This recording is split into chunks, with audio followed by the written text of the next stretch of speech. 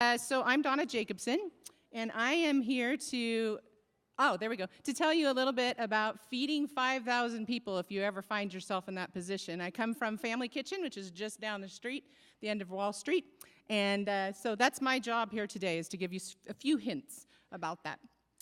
Just like other innovators, Patty, Virginia, Barbara, and Judy weren't sure there was a need for their product, Kevlar, but 4 meals into it, they knew their hunch was correct, and that was 27 years ago. So you're going to need some volunteers, about 250 of them or so you might want to start dialing. Our volunteers do everything from setting the tables to making the meals, cleaning up, the whole gamut, laundry, shopping. My personal favorite team is Prep Squad. A couple of you know about that out there.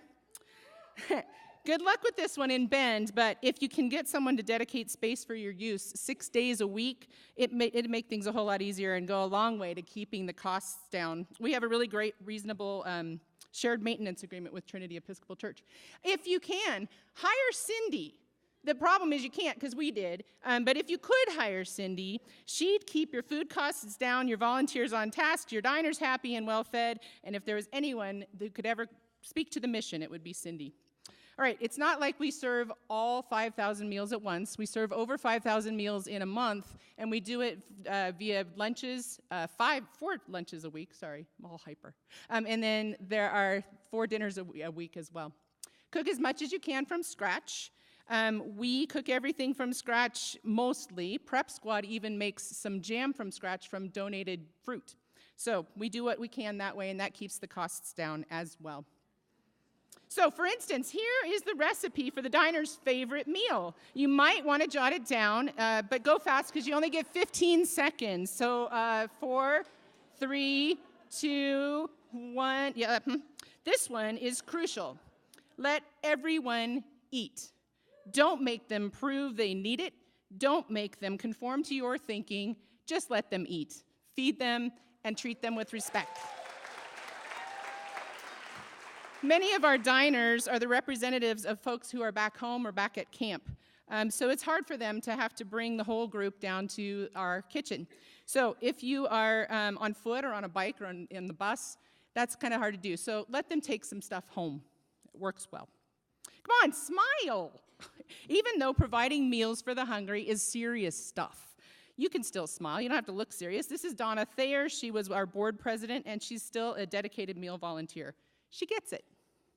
Okay, truth. I wasn't allowed to give out the secret meatloaf recipe, so I just copied it from allrecipes.com. I'm sorry. So in the absence of the famed office water cooler, a cup of machine drip coffee, that'll work if you want to have something to center around and tell stories.